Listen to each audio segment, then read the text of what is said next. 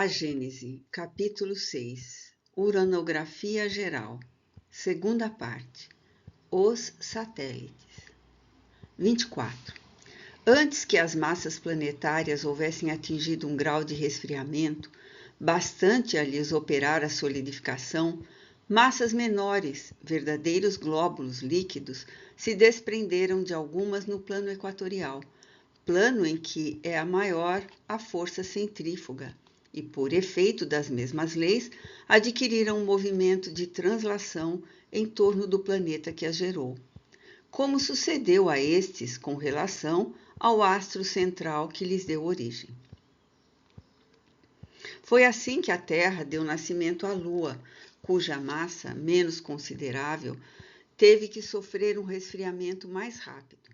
Ora, as leis e as forças que presidiram ao fato de ela se destacar do equador terreno e o seu movimento de translação no mesmo plano, agiram de tal sorte que esse mundo, em vez de revestir a forma esferoidal, tomou a de um globo ovoide, isto é, a forma alongada de um ovo, com o centro de gravidade fixado na parte inferior. 25. As condições em que se efetuou a desagregação da Lua pouco lhe permitiram afastar-se da Terra e a constrangeram a conservar-se perpetuamente suspensa no seu firmamento, como uma figura ovoide, cujas partes mais pesadas formaram a face inferior voltada para a Terra, e as partes menos densas lhes constituíram o vértice. Se com essa palavra se designar a face que, do lado oposto à Terra, se eleva para o céu. É o que faz que esse astro nos apresente sempre a mesma face. Para melhor compreender-se o seu estado geológico, pode ele ser comparado a um globo de cortiça, tendo formada de chumbo a face voltada para a Terra. Daí, duas naturezas essencialmente distintas na superfície do mundo lunar. Uma sem qualquer analogia com o nosso, porquanto lhe são desconhecidos os corpos fluidos e etéreos. A outra, leve relativamente à Terra, pois que todas as substâncias menos densas se encaminharam para esse hemisfério. A primeira, perpetuamente voltada para a Terra, sem água e sem atmosfera, a não ser que, aqui e ali, nos limites desse hemisfério terrestre. A outra, rica de fluidos, perpetuamente oposta ao nosso mundo. Nota de Allan Kardec, 38. Essa teoria da Lua nova inteiramente explica, pela lei da gravitação, o motivo por que esse astro apresenta sempre a mesma face para a Terra, tendo o centro de gravidade num dos pontos de sua superfície, em vez de estar no centro da esfera, e sendo em consequência atraído para a Terra por uma força maior do que a que atrai as partes mais leves.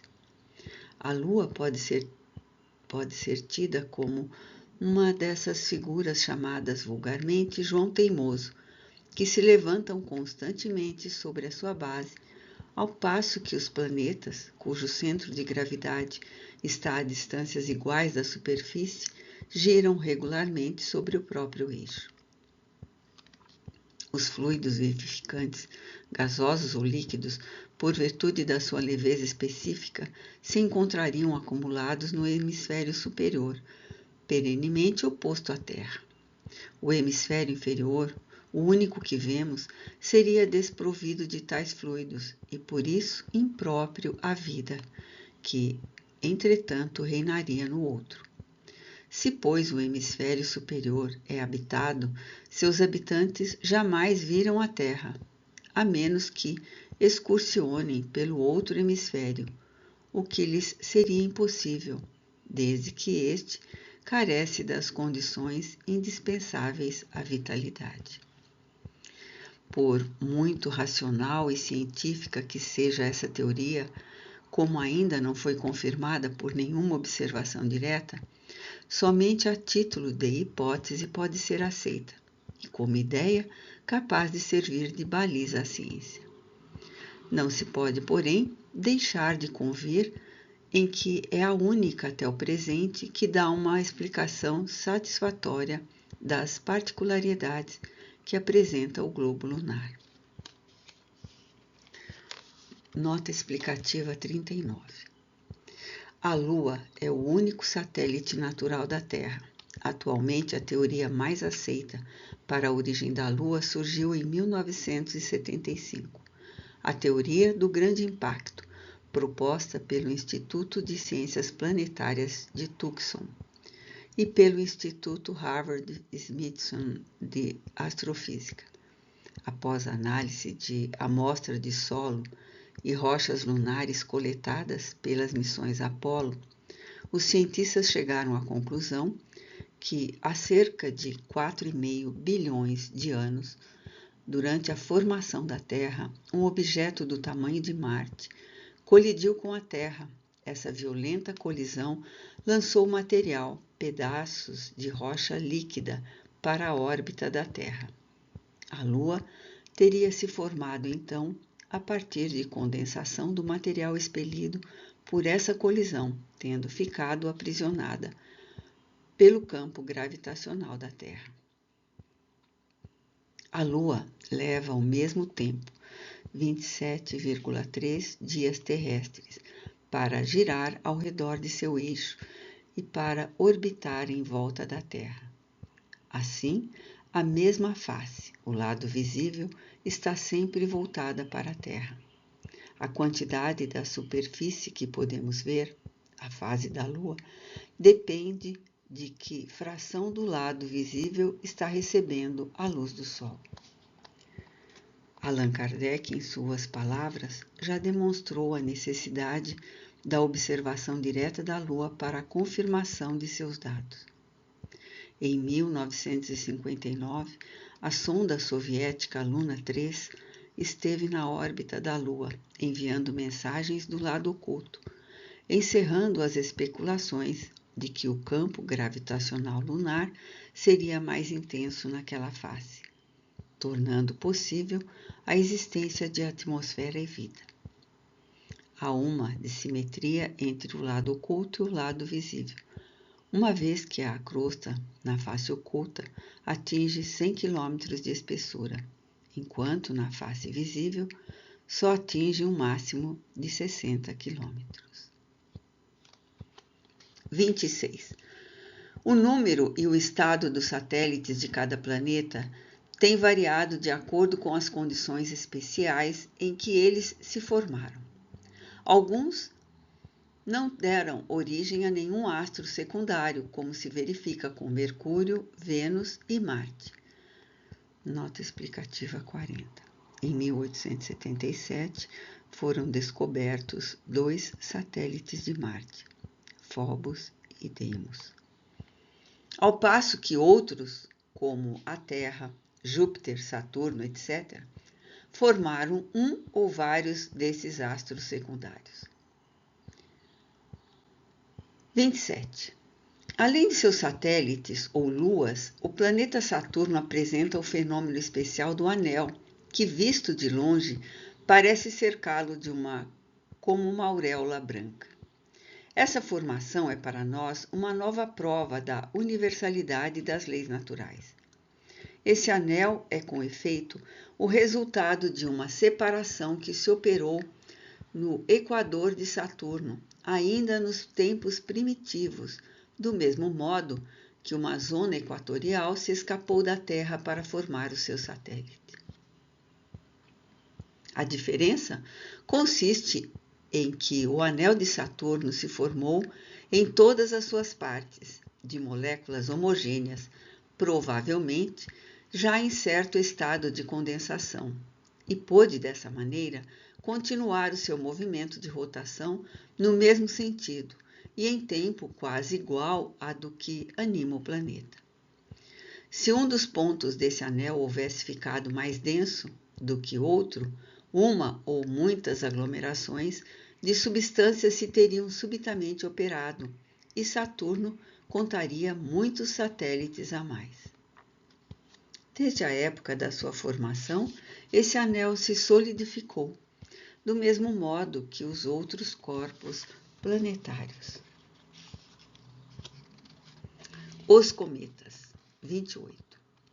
Astros errantes ainda mais do que os planetas que conservam a denominação etimológica. Os cometas serão os guias que nos ajudarão a transpor os limites do sistema que pertence à Terra e nos levarão a regiões longínquas da extensão sideral. Mas, antes de explorarmos os domínios celestes com o auxílio desses viajantes do universo, bom será dermos a conhecer, tanto quanto possível, a natureza intrínseca deles e o papel que lhes cabe na economia planetária. 29. Alguns hão visto nesses astros dotados de cabeleira, nota explicativa 41, nuvem luminosa de gás e poeira, de aparência tênue e brumosa, que envolve o núcleo de um astro. Mundos nascentes a elaborarem no primitivo caos em que se acham as condições de vida e de existência que tocam em partilha as terras habitadas. Outros imaginaram que esses corpos extraordinários eram mundos em estado de destruição e, para muitos, a singular aparência que têm foi motivo de apreciações errôneas acerca da natureza deles. Isso a tal ponto que não houve, inclusive na astrologia judiciária, quem não os considerasse como pressagiadores de desgraças, enviados por desígnios providenciais à terra espantada e tremente. 30. A lei de variedade se aplica em tão larga escala nos trabalhos da natureza que admira hajam os naturalistas, os astrônomos e os filósofos fabricados tantos sistemas para assimilar os cometas aos astros planetários e para somente verem neles astros em graus mais ou menos adiantados de desenvolvimento ou de caducidade. Entretanto, os quadros da natureza deveriam bastar amplamente para afastar o observador da preocupação de perquirir relações inexistentes e deixar aos cometas o papel modesto, porém útil de astros errantes que servem de desbravadores dos impérios solares. Porque os corpos celestes de que tratamos são coisa muito diversa dos corpos planetários. Não tem por destinação, como estes, servir de habitação a humanidades. Eles vão sucessivamente de sóis em sóis, enriquecendo-se, às vezes, pelo caminho de fragmentos planetários, reduzido ao estado de vapor, buscar, nos seus centros, os princípios vivificantes e renovadores que derramam sobre os mundos terrestres. Capítulo 9, item 12. 31. Se quando um desses astros se aproxima do nosso pequenino globo para lhe atravessar a órbita e voltar ao seu apogeu, nota explicativa 42, posição orbital apresentada por um satélite terrestre, a Lua ou satélite artificial, quando, em sua revolução, se encontra mais afastado da Terra. Situado a uma distância incomensurável do Sol, o acompanhássemos pelo pensamento para visitar com ele as regiões siderais, transporíamos a prodigiosa extensão de matéria etérea que separa das estrelas mais próximas o Sol, e observando os movimentos combinados desse astro, que se suporia desgarrado no deserto infinito, ainda aí encontraríamos uma prova eloquente da universalidade das leis da natureza, que atuam a distâncias que a mais ativa imaginação mal pode conceber.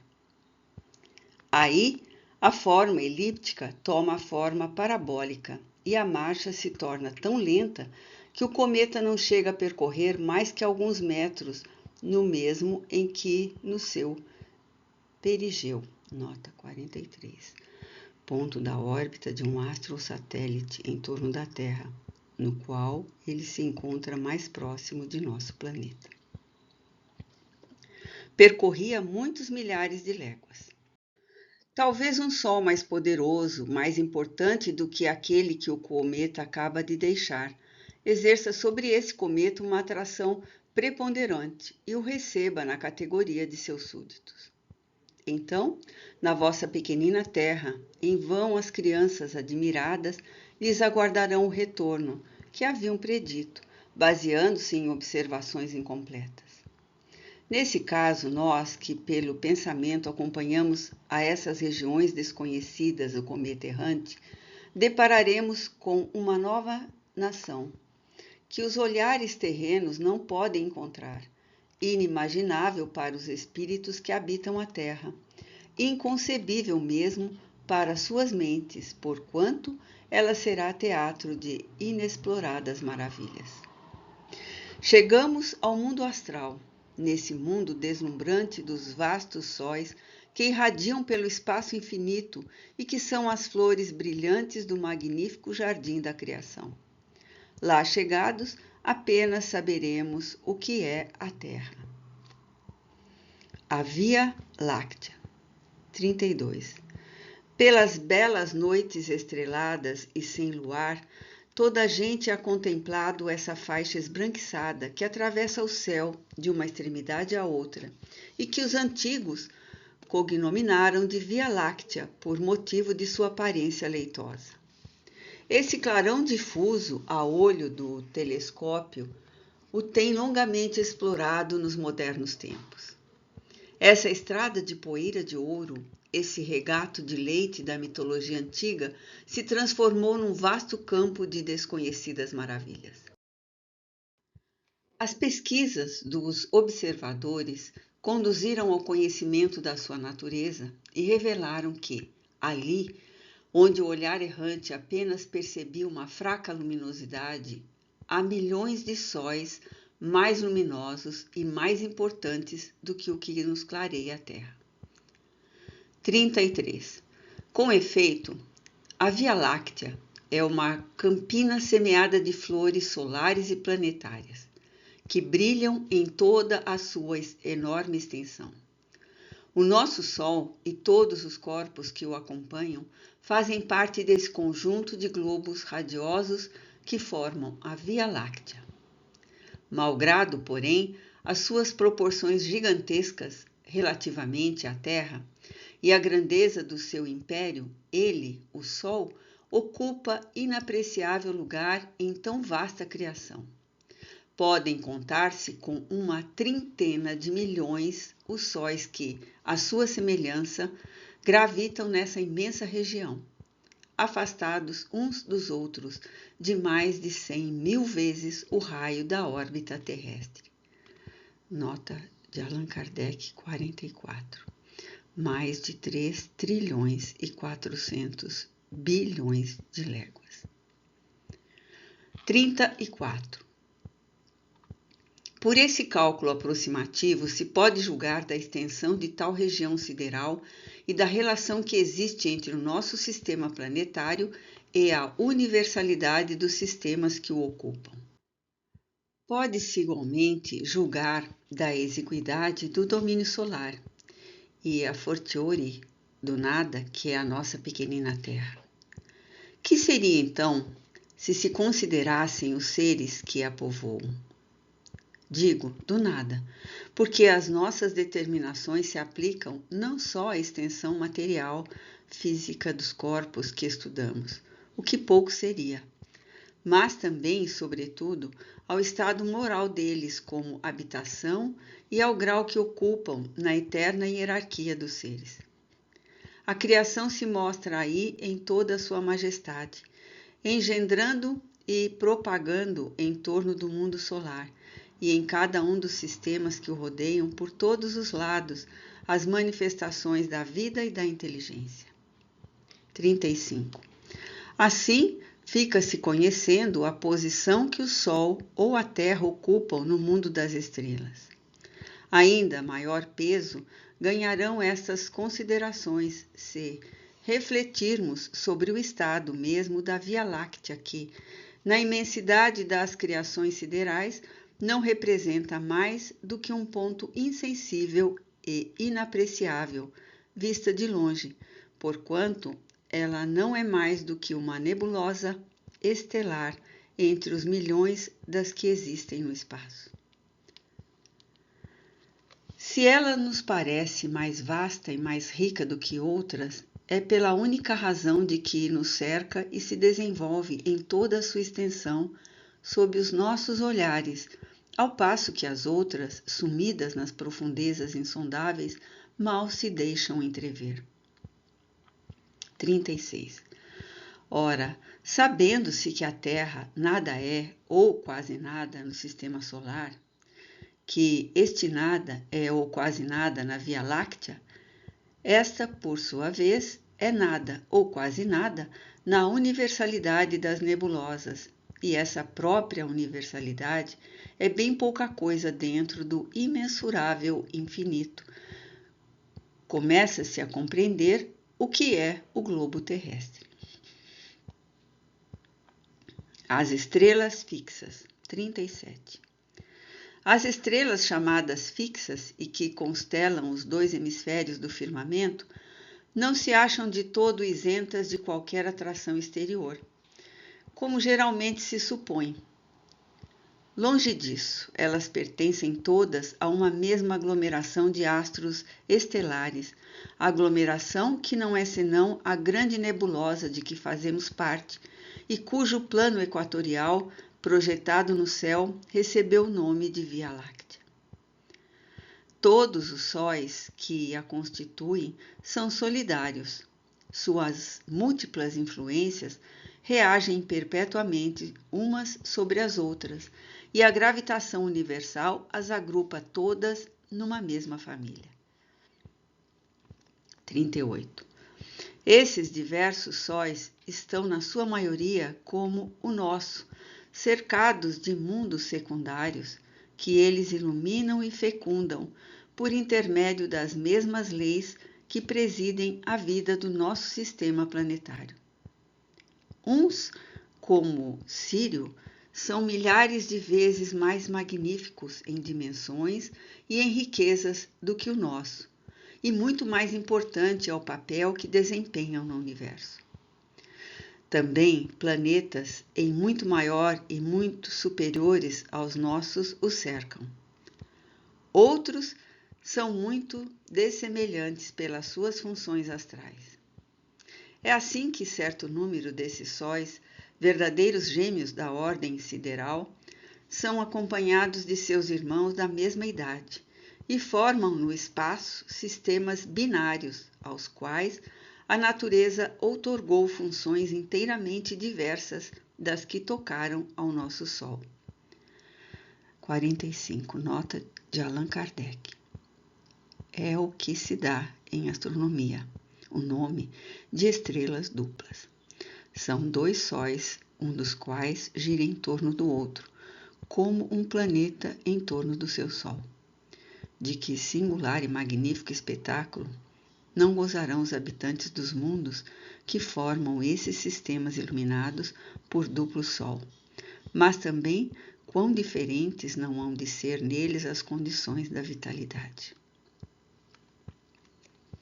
Lá, os anos não se medem pelos mesmos períodos, nem os dias pelos mesmos sóis, e esses mundos, iluminados por um duplo facho, foram dotados de condições de existência inimagináveis por parte dos que ainda não saíram deste pequenino mundo terrestre.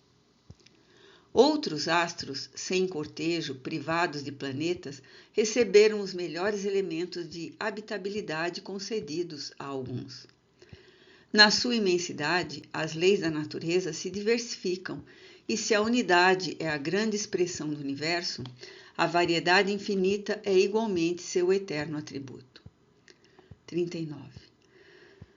Malgrado o prodigioso número dessas estrelas e de seus sistemas, malgrado as distâncias incomensuráveis que as separam, Elas pertencem todas à mesma nebulosa estelar, que os olhos dos mais possantes telescópios mal conseguem atravessar, e que as concepções das mais ousadas imaginação apenas logram alcançar.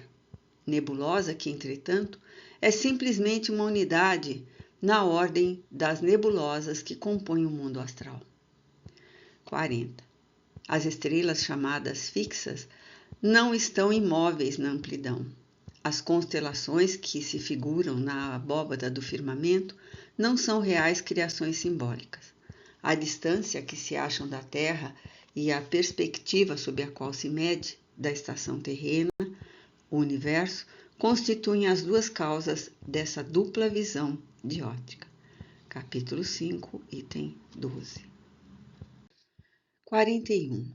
Vimos que a totalidade dos astros que cintilam na cúpula azulada se acha encerrada numa aglomeração cósmica, numa mesma nebulosa, a que chamais Via Láctea. Mas, por pertencerem todos ao mesmo grupo, não se segue que esses astros não estejam animados todos de movimento de translação no espaço, cada um com o seu. Em parte, nenhum existe o repouso absoluto. Eles têm a regê-los as leis universais da gravitação e rolam no espaço ilimitado sob a impulsão incessante dessa força imensa. Rolam não segundo roteiros traçados pelo acaso, mas segundo órbitas fechadas, cujo centro um astro superior ocupa. Para tornar, por meio de um exemplo mais compreensível as minhas palavras, falarei de modo especial do vosso Sol. 42. Sabe-se, em consequência de modernas observações, que ele não é fixo nem central, como se acreditava nos primeiros tempos da nova astronomia, que avança pelo espaço, arrastando consigo o seu vasto sistema de planetas, de satélites e de cometas. Ora, não é fortuita esta marcha e ele não vai, errando pelos vácuos infinitos, transviar seus filhos e seus súditos longe das regiões que lhe estão assinadas. Não, sua órbita é determinada e em ocorrência com outros sóis da mesma ordem e rodeados todos de certo número de terras habitadas. Ele gravita em torno de um sol central. Seu movimento de gravitação, como o dos sóis, seus irmãos, é inapreciável a observações anuais, porque somente grande número de períodos seculares seriam suficientes para marcar um desses anos astrais. 43. O Sol central de que acabamos de falar também é um globo secundário relativamente a outro ainda mais importante. Ao derredor daquele, ele perpetua uma marcha lenta e compassada na companhia de outros sóis da mesma ordem. Poderíamos comprovar esta subordinação sucessiva de sóis a sóis até que a nossa imaginação cansasse de subir a uma tal hierarquia, porquanto, não o esqueçamos, em números redondos, uma trintena de milhões de sóis se pode contar na Via Láctea. Nota explicativa 46. Atualmente, a ciência atribui à Via Láctea uma assombrosa quantidade de estrelas que varia de 200 a 400 bilhões de sóis, subordinados uns aos outros como rodas gigantescas de uma engrenagem imensa. 44. E esses astros, em números incontáveis, vivem vida solidária. Assim como na economia do vosso mundinho terrestre, nada se acha isolado, também nada o está no universo incomensurável.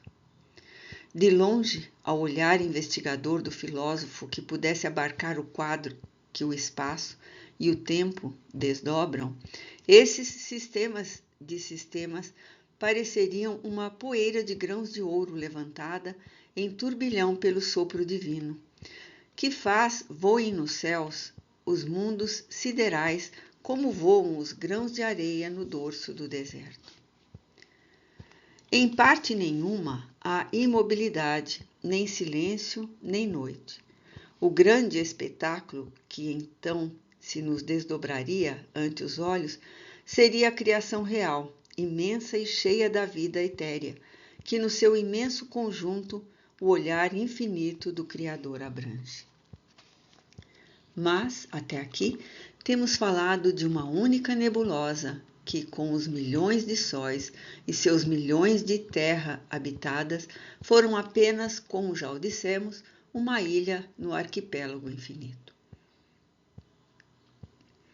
O deserto do espaço. 45.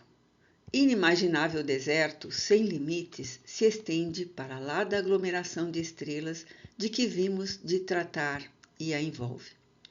A solidão sucedem solidões e incomensuráveis planícies do vácuo se distendem pela amplidão afora. Os amontoados de matéria cósmica se encontram isolados no espaço como ilhas flutuantes de enormíssimo arquipélago. Se quisermos, de alguma forma, apreciar a distância enorme que separa o aglomerado de estrelas de que fazemos parte dos outros aglomerados mais próximos, precisamos saber que essas ilhas estelares se encontram disseminadas e raras no vastíssimo oceano dos céus, e que a extensão que os separa uma das outras é incomparavelmente maior do que as que lhes medem as respectivas dimensões. Ora, a nebulosa estelar mede, como já vimos, em números redondos, 1000 vezes a distância das estrelas mais aproximadas, tomada por unidade essa distância, isto é, alguns 100 trilhões de léguas. Nota explicativa 47. Cada légua corresponde a 6 quilômetros. Sendo assim, em números atuais, teríamos 600.000 trilhões de quilômetros. A distância que existe entre elas, sendo muito mais vasta, não poderia ser expressa por números acessíveis à compreensão do nosso espírito. Só a imaginação em suas concepções mais altas é capaz de transpor tão prodigiosa imensidade. Essas solidões mudas e baldas de toda a aparência de vida e de encarar, de certa maneira, a ideia dessa infinidade relativa. 46. Todavia, o deserto celeste, que envolve o nosso universo sideral e que parece estender-se como os afastados confins do nosso mundo astral, é abrangido pela visão e o poder infinito do Altíssimo, que, além desses céus, dos nossos céus, desenvolveu a trama da sua criação ilimitada. 47. Além de tão vastas solidões, com efeito rebrilham mundos em sua magnificência, tanto quanto nas regiões acessíveis às investigações humanas. Para lá desses desertos, vagam no éter límpido esplêndidos oásis, que sem cessar renovam as cenas admiráveis da existência e da vida. Sucedem-se lá os agregados longínquos de substâncias cósmicas, que o profundo olhar do telescópio percebe através das regiões transparentes do nosso céu, e aqui dais o nome de nebulosas irresolúveis, as quais vos parecem ligeiras nuvens de poeira branca, perdidas num ponto desconhecido do espaço etéreo.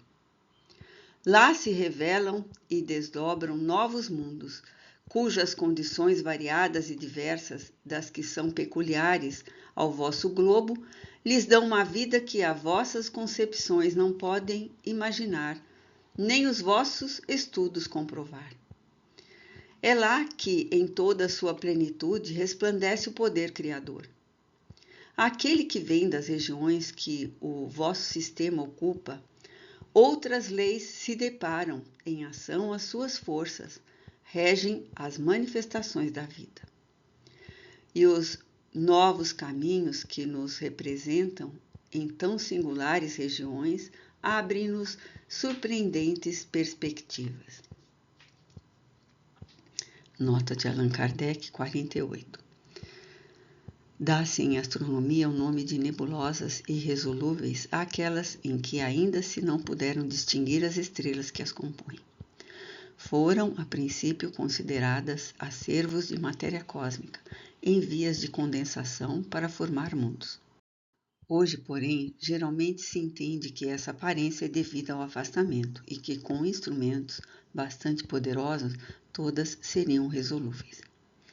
Uma comparação familiar pode dar ideia, embora muito imperfeita, das nebulosas resolúveis.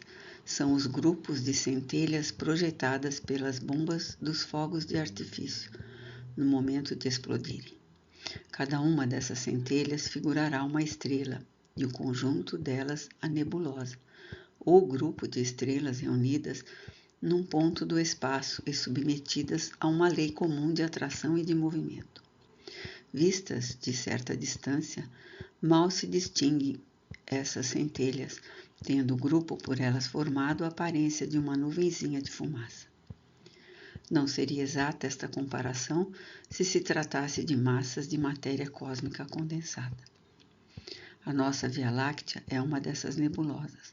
Conta perto de 30 milhões de estrelas ou sóis que ocupam nada menos de algumas centenas de trilhões de léguas de extensão. E, entretanto, não é a maior.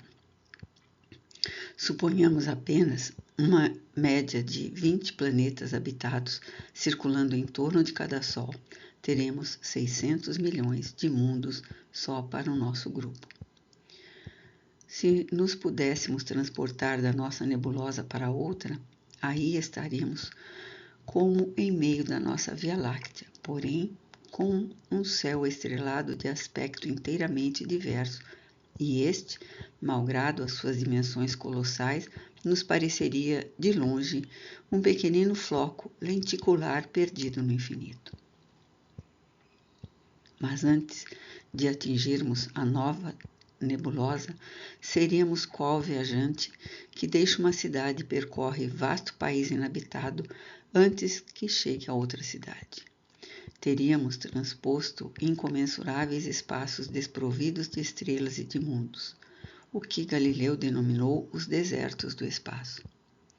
À medida que avancemos, veríamos a nossa nebulosa afastar-se atrás de nós, diminuindo de extensão as nossas vistas, ao mesmo tempo que, diante de nós, se apresentaria aquela para a qual nos dirigíssemos, cada vez mais distinta, semelhante à massa de centelhas de bomba de fogos de artifício.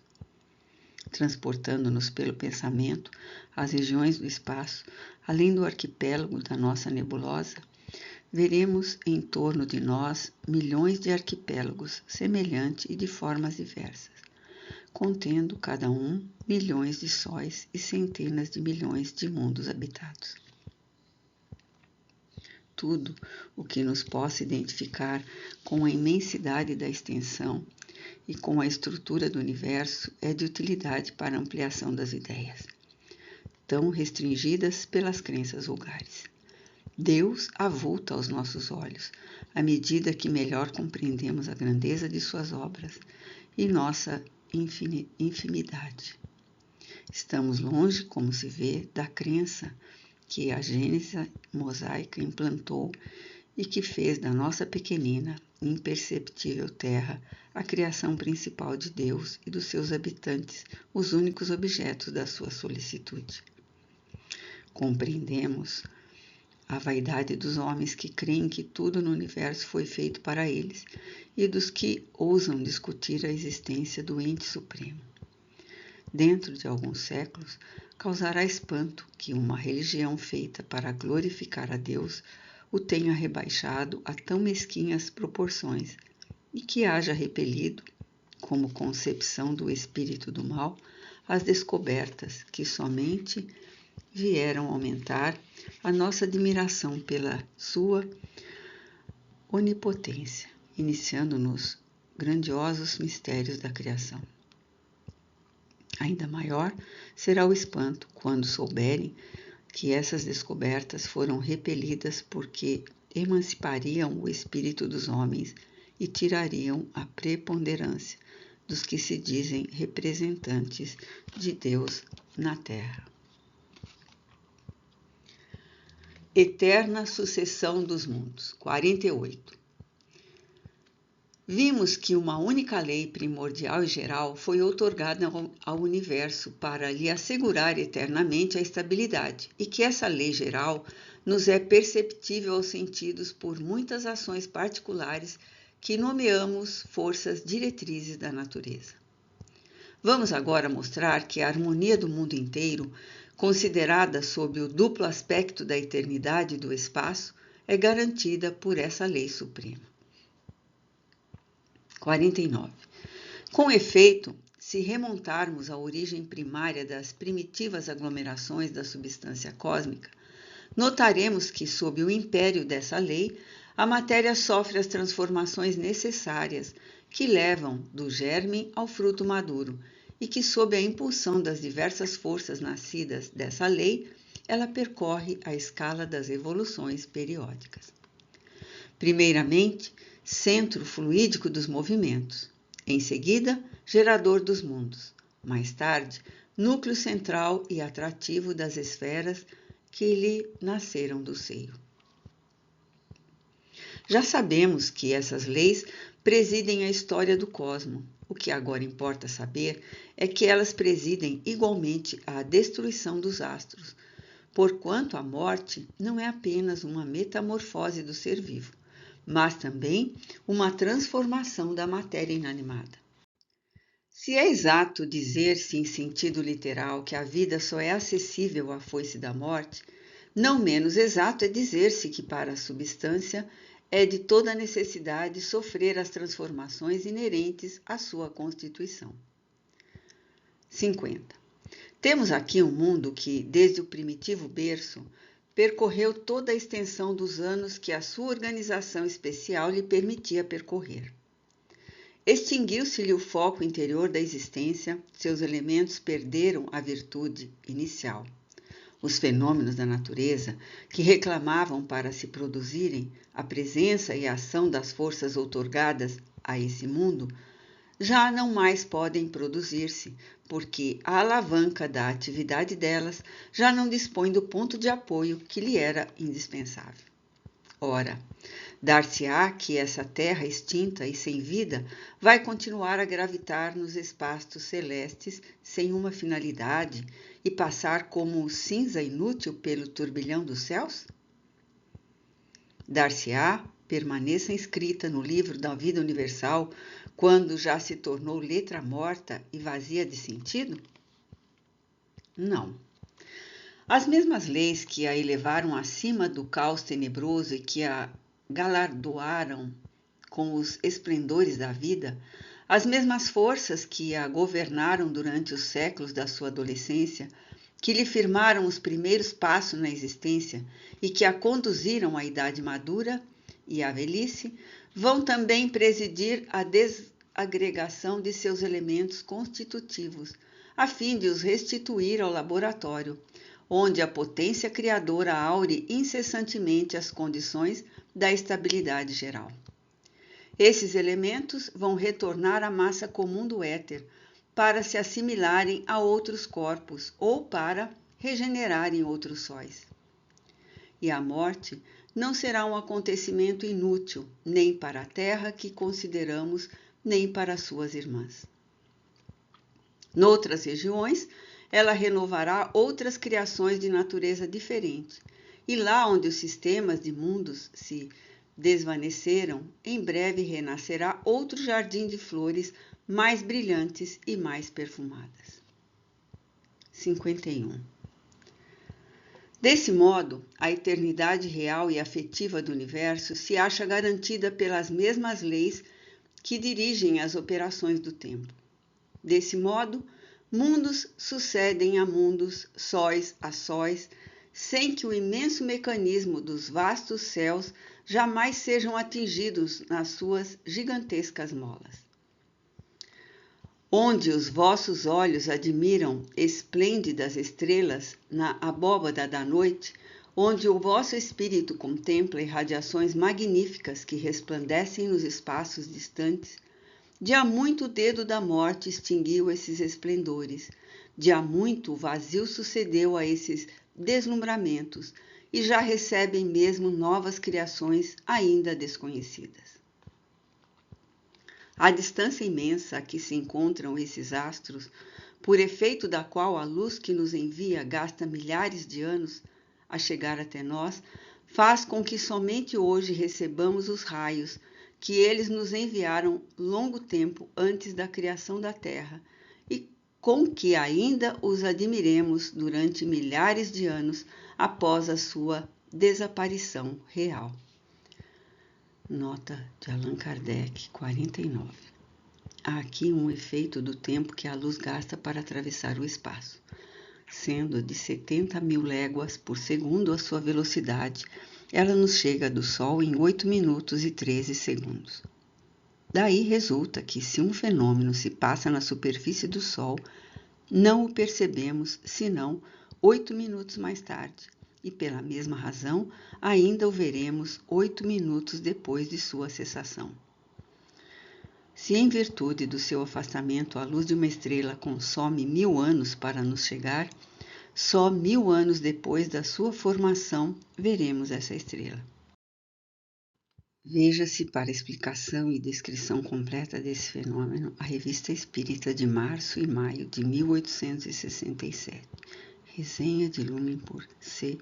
Flammarion. Que são os 6.000 anos da humanidade histórica diante dos períodos seculares? Segundos em vossos séculos. Que são as vossas observações astronômicas diante do estado absoluto do mundo? A sombra eclipsada pelo Sol. 52. Logo reconheçamos, aqui como nossos outros estudos, que a Terra e o homem são nada em confronto com o que existe e que as mais colossais operações do nosso pensamento ainda se estendem apenas sobre um campo imperceptível, diante da imensidade e da eternidade de um universo que nunca terá fim. E quando esses períodos da nossa imortalidade nos houverem passado sobre as cabeças, quando a história atual da Terra nos aparecer qual sombra vaporosa no fundo da nossa lembrança, quando durante séculos incontáveis houvermos habitado esses diversos degraus da nossa hierarquia cosmológica, quando os mais longínquos domínios das idades futuras tiverem sido por nós perlustrados em inúmeras peregrinações, teremos diante de nós a sucessão ilimitada dos mundos e por perspectiva a eternidade imóvel. A vida universal. 53. Essa imortalidade das almas, tendo por base o sistema do mundo físico, pareceu imaginária a certos pensadores prevenidos. Qualificaram-na ironicamente de imortalidade viajoura e não compreenderam que só ela é verdadeira ante o espetáculo da criação. Entretanto, pode se tornar compreensível toda a sua grandeza, quase diríamos toda a sua perfeição. 54. Que as obras de Deus sejam criadas para o pensamento e a inteligência, que os mundos sejam moradas de seres que as contemplam e lhes descobrem sob o véu o poder e a sabedoria daquele que as formou, são questões que já nos não oferecem dúvida, mas que sejam solidárias às almas que os povoam. É o que importa saber. 55. Com efeito, a inteligência humana encontra dificuldade em considerar esses globos radiosos que cintilam na amplidão como simples massa de matéria inerte e sem vida. Custa-lhe a pensar que não haja nessas regiões distantes magníficos crepúsculos e noites esplendorosas, sóis fecundos e dias transbordantes de luz, vales e montanhas, onde as produções múltiplas da natureza desenvolvam toda a sua luxuriante pompa. Custa-lhe a imaginar, digo que o espetáculo divino em que a alma pode retemperar-se como em sua própria vida, seja baldo da existência e carente de qualquer ser pensante que o possa conhecer. 56. Mas a essa ideia eminentemente justa da criação, faz-se mistério acrescentar a da humanidade solidária. E é nisso que consiste o mistério da eternidade futura. Uma mesma família humana foi criada na universalidade dos mundos, e os laços de uma fraternidade que ainda não sabeis apreciar foram postos a esses mundos. Se os astros que se harmonizam em seus vastos sistemas são habitados por inteligências, não são por seres desconhecidos uns dos outros, mas, ao contrário, por seres que trazem marcado na fronte o mesmo destino, que se hão de encontrar temporariamente segundo suas funções de vida e suas mútuas simpatias. É a grande família dos espíritos que povoam as terras celestes. É a grande radiação do Espírito Divino que abrange a extensão dos céus e que permanece como tipo primitivo e final da perfeição espiritual. 57. Por que singular aberração, se há podido crer fosse mister negar a imortalidade às vastas regiões do éter, quando a encerravam dentro de um limite inadmissível e de uma dualidade absoluta? O verdadeiro sistema do mundo deveria então preceder a verdadeira doutrina dogmática e a ciência preceder a teologia?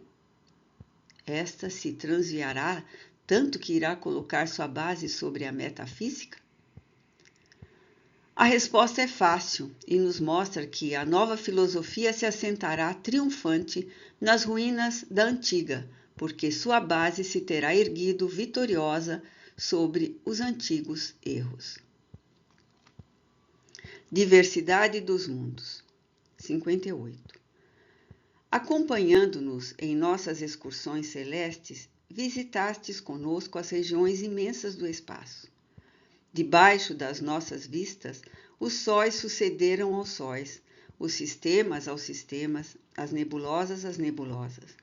Diante dos nossos passos, desenrolou-se o panorama esplêndido da harmonia do cosmo, e antegozamos a ideia do infinito, que somente de acordo com a nossa perfectibilidade futura poderemos compreender em toda a sua extensão.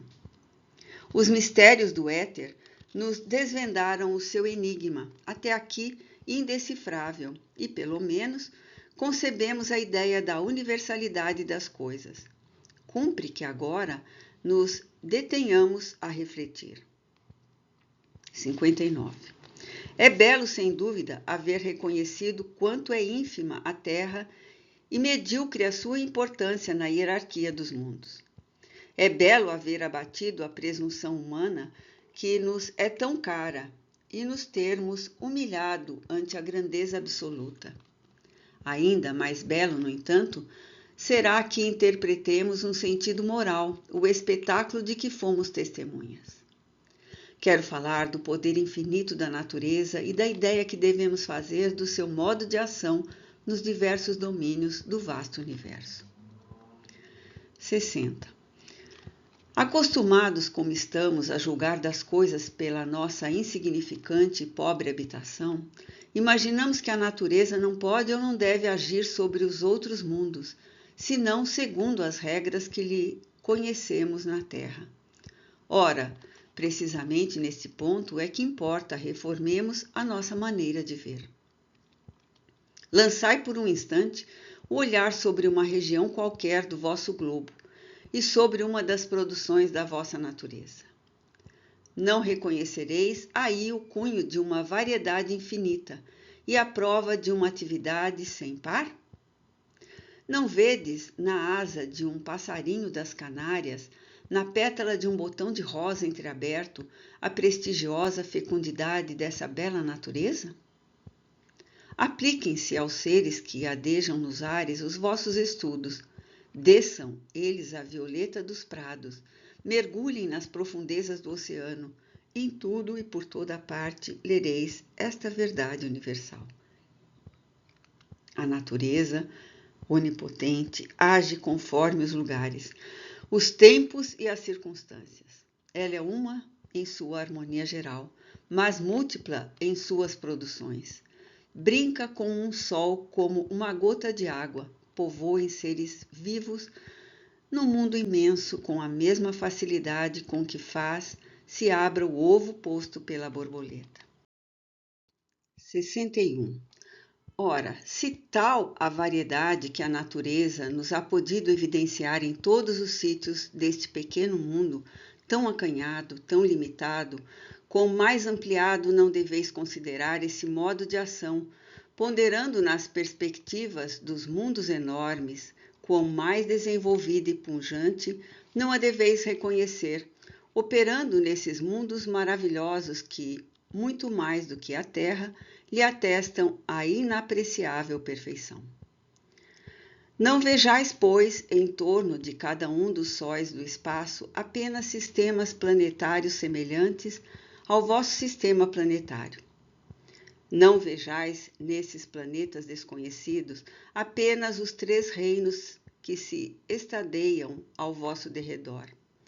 Pensai, ao contrário, que, assim como nenhum rosto de homem se assemelha a outro rosto em todo o gênero humano, também uma portentosa diversidade inimaginável se acha espalhada pelas moradas eternas que vogam no seio dos espaços.